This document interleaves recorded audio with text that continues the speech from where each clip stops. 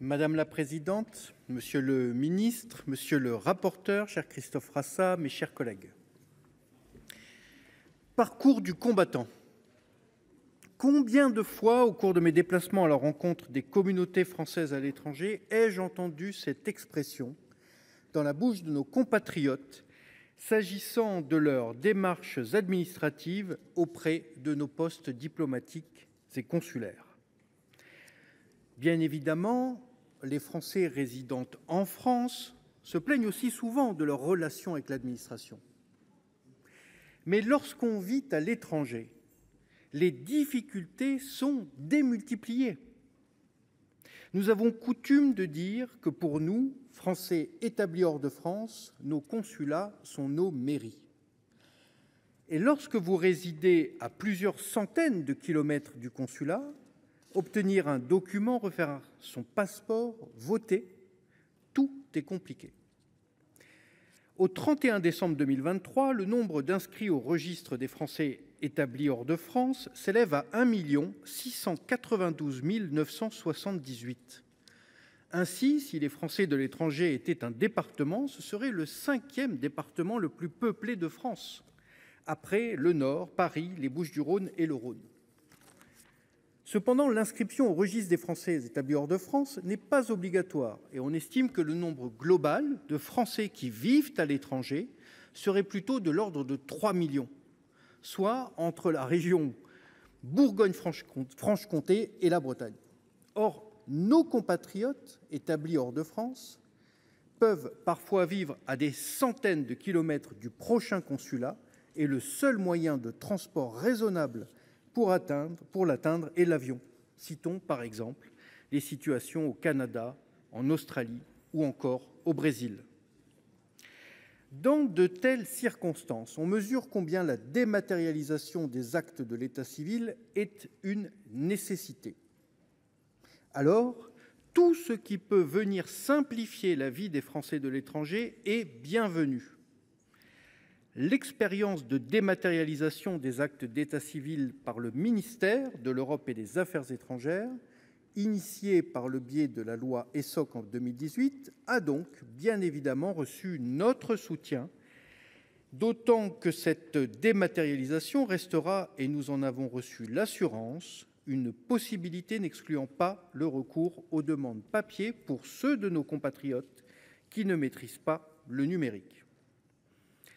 Mais si nous pouvions nous attendre à un retard de mise en œuvre, à une prolongation de l'expérimentation, aucun d'entre nous ne s'attendait à un quasi-triplement du délai.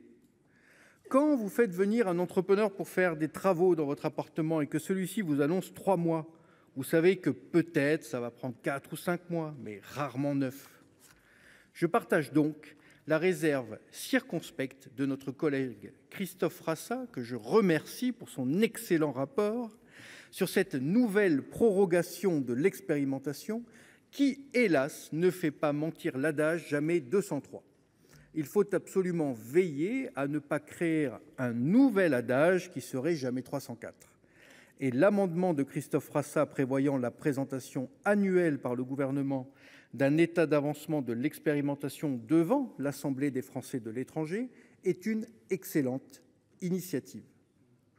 Cette présentation spécifique, au lieu d'être diluée et vaguement évoquée dans le bilan général présenté par le ministre délégué chargé des Français de l'étranger à l'Assemblée des Français de l'étranger, aura pour effet d'obliger le gouvernement non seulement à la transparence, mais surtout à l'action.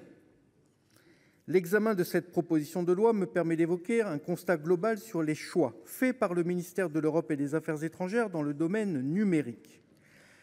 Si certaines administrations françaises ont bien géré la transition numérique, celle du MEAE semble avoir de grandes difficultés à faire des choix cohérents et efficaces sur ces sujets techniques. Cette expérimentation de dématérialisation, avec des prolongations à rallonge, en est une illustration supplémentaire, mais les immenses couacs à répétition lors des votes électroniques le démontrent aussi de manière éclatante.